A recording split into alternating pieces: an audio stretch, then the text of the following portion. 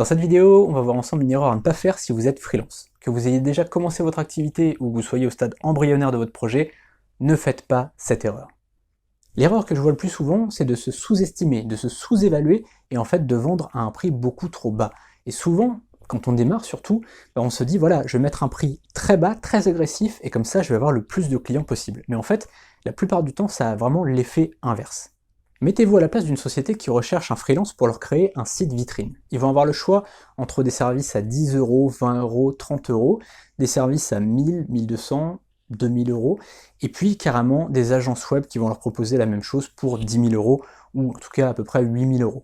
Donc là en fait, qu'est-ce qu'ils vont faire? Ils vont dire, bon bah déjà, les agences, on va exclure, parce qu'il y a clairement des agences qui proposent ce genre de choses, c'est pas vraiment pour les PME, c'est pour vraiment une sorte d'élite, entre guillemets, qui va aimer payer trop cher. Vous savez, c'est comme les cartes bancaires qui coûtent 20 000 euros par an. Bon bah voilà, il y a des clients pour tout.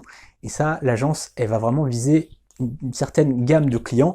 Et évidemment, la PME du coin, c'est pas du tout ce genre de clients. Donc déjà, ils vont exclure les agences. De l'autre côté, ils vont voir un petit peu les offres à 10, 20, 30 euros. Ils vont dire, bon, c'est pas sérieux, sincèrement. Et puis, ils vont voir un petit peu les prix au milieu. Ils vont regarder 600, 700, 800 euros, 1200 euros. Ils vont comparer un petit peu tout ça. Et puis, ils vont faire leur choix non pas par rapport au prix, mais par rapport à la valeur perçue. S'ils voient une offre à 700 euros qui a l'air pas trop propre finalement, qui est pas très bien détaillée, mais qu'à côté il y a une offre à 1200 euros, et là ils voient que ça a l'air carré, c'est bien présenté, c'est bien décrit, on sait ce qu'on va avoir, ils vont tous les jours aller sur l'offre à 1200. Même si c'est pas vraiment dans leur budget, même s'ils avaient que 1000 euros de base, ils vont aller sur l'offre à 1200 parce que elle est mieux présentée, elle est mieux décrite, ils savent vraiment ce qu'ils vont avoir. Le freelance il s'est présenté, etc., etc. Vous voyez, donc il y a vraiment une valeur perçue, et de toute façon, dans tous les cas, on aime bien quand même acheter un petit peu plus cher. Imaginez que vous soyez à Decathlon et vous avez 2 paires de baskets, en général, vous allez quand même être plus attiré vers celle qui est plus chère.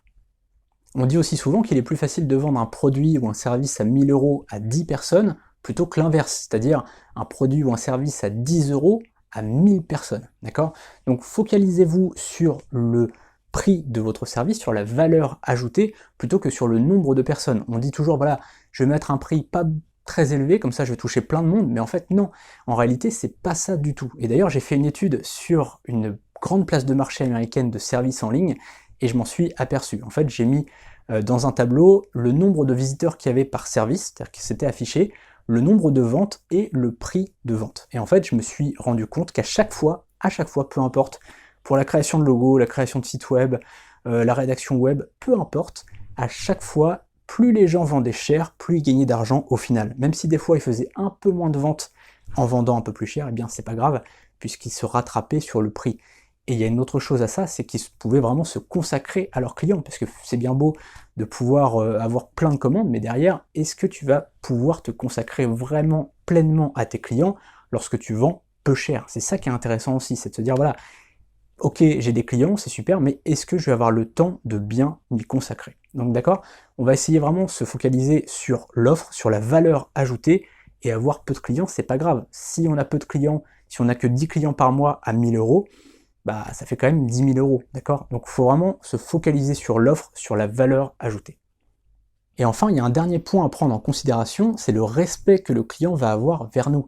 Si on se prostitue, si on vend un service vraiment bas de gamme alors qu'on devrait le vendre plus cher, il va pas forcément nous respecter, il va nous voir comme quelqu'un qui ne se respecte pas lui-même, donc pourquoi lui nous respecterait? À l'inverse, s'il a fait un effort, s'il a fait vraiment un engagement vers nous, il a payé quelque chose de cher, il nous voit comme quelqu'un qui a une valeur vraiment à apporter, il nous voit comme quelqu'un d'important, comme quelqu'un qui peut résoudre un problème, et donc forcément il a mis le prix, et il a pris aussi un engagement vis-à-vis de nous, donc il a du respect pour nous, d'accord? Donc vous voyez un petit peu, l'état d'esprit n'est pas du tout le même. C'est super important, quand on a un client, de lui faire payer le prix juste, et le prix sur lequel il va nous respecter. C'est très important d'être respecté par son client.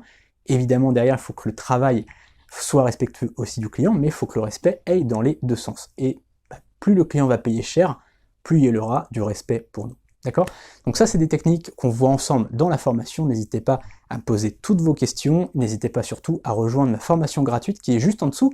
Et n'hésitez pas aussi à vous abonner à la chaîne YouTube pour ne rien louper et à cliquer sur la petite cloche. A très bientôt pour la prochaine vidéo.